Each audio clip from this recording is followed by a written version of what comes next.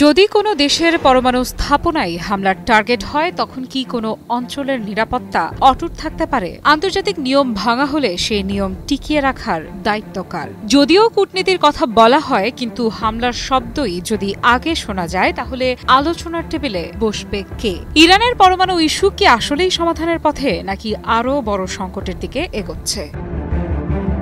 Israel ও যুক্তরাষ্ট্রের সাম্প্রতিক হামলার পর ইরানের পরমাণু ইস্যু নিয়ে ফের কড়া অবস্থান জানালো রাশিয়া। রুশ পররাষ্ট্র মন্ত্রণালয়ের মুখপাত্র মারিয়া জাখারোভা স্পষ্ট বললেন, আন্তর্জাতিক ও কূটনৈতিক সমাধানেই আস্থা রাখে মস্কো, সামরিক উত্তেজনায় নয়।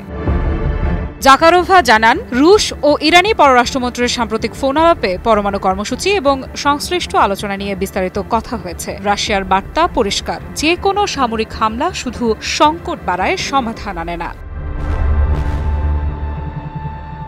এখানে প্রশ্ন হলো, আইএই এর অধীনে থাকা স্থাপনায় হামলা কি আন্তর্জাতিক নিয়ম মানে? রাশিয়ার মতে একেবারেই না। জাখারোভা বলেন, আন্তর্জাতিক নিয়ম ব্যবস্থাকে দুর্বল করে এমন সব সামরিক পদক্ষেপ অগ্রহণযোগ্য। যুক্তরাষ্ট্র যে আত্মরক্ষার যুক্তি তুলে ইরানের স্থাপনায় হামলা করেছে সে বিষয়ে রাশিয়া বলছে এই আচরণ এনপিটি চুক্তির নীতিমালাকেও ক্ষতিগ্রস্ত করেছে। তাদের মতে এই ধরনের হামলা মধ্যপ্রাচ্যের স্থিতিশীলতাকে বড় ধরনের ঝুঁকির মুখে ফেলেছে।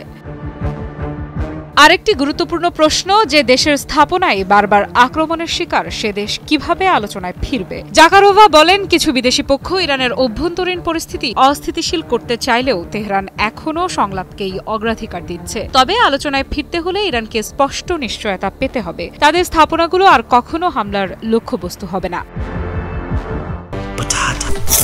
বাছাই করা আলু আর স্পাইসি সিজনিং এ প্রাণ পোটাটা চিপস নাকি বিস্কিট খেয়ে বোঝে নাও। সবশেষে রাশিয়ার পক্ষ থেকে আসে কঠোর বার্তা, পশ্চিমা দেশগুলোকে নিষেধাজ্ঞা ও সামরিক হুমকি বাদ দিয়ে আবারও কূটনীতির পথে ফিরতে হবে। কারণ পরমাণু ইস্যু সামরিক উত্তেজনার নয়, সমান মর্যাদার সংলাপেই সমাধান হতে পারে। তাহলে আসল প্রশ্নটা থেকেই যায়, এই সংকট কি শান্তির পথে হাঁটবে নাকি আরও এক ধাপ এগোবে সংঘাতের দিকে? আফ্রিদা ইফরাত, নিউজ 24।